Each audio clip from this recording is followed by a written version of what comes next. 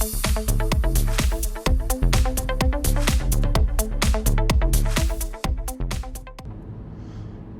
you need a program to color with that's free, we have the GIMP, the GIMP program, and what you can do is just open it up. There's a download link on Piazza, and you'll just take your file and you can drag it into the program, or you can open it from the program.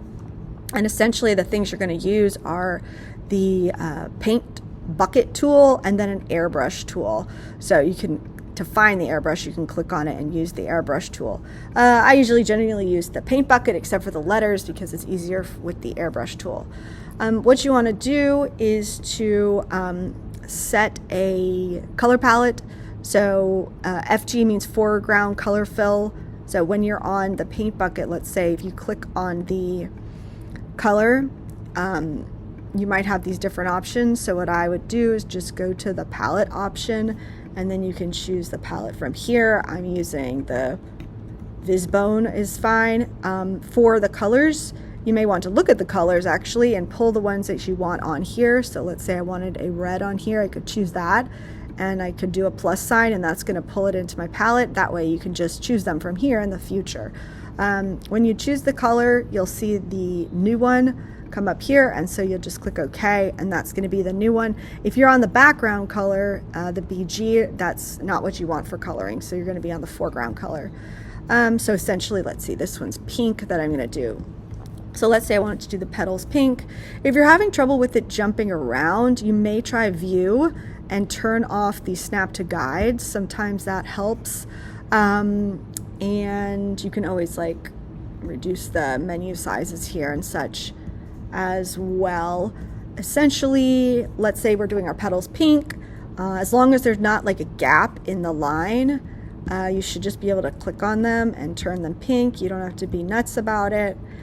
Sometimes if you're having a hard time getting it, it's just easier to zoom in because you can like click on the spot that's empty. See, it goes a little fast, but if I zoom out it wouldn't be quite as much. All right, one more spot. Great. And you see there's some spots that are not colored. That's not a problem.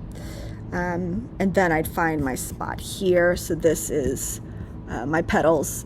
Let's see here, D. So instead of trying to click on the letters, I like to use the airbrush tool. So you can change the opacity here get on the actual airbrush. There's the airbrush tool, the opacity, so how see-through it is, the size of the brush head and the hardness and such.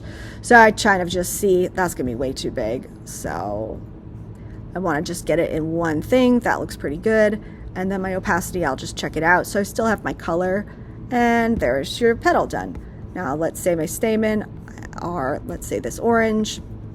Then I just color that in. Then I can go back to my bucket, and then I can color in my stamen, and you see I accidentally colored that with my petal color, and that's okay because I can just go back and fix that. There we go. If for some reason it colors something you don't want it to, it probably means that there's a missing line. So you have like there's a gap in the line, so there's options. You may be able to use the pencil or paintbrush tool to make the line so it doesn't go through it, or you can of course use the airbrush in order to just color that part.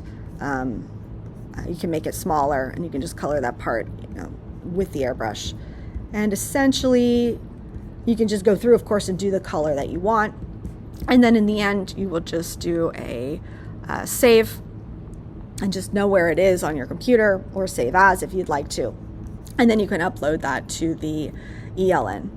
So you can have more than one open at a time if you want to, because then you can just go do all the pinks at once. The point of the flowers is to be able to use the same colors on all the coloring plates, so that way you can use those to be able to understand what your flower structure is. So essentially you look at the coloring plate and the description in the background, and then you look at your flower and say, well, which one does mine look like? I will also point out the hypanthium. I'm making up these colors. I don't know. They're listed in the ELN.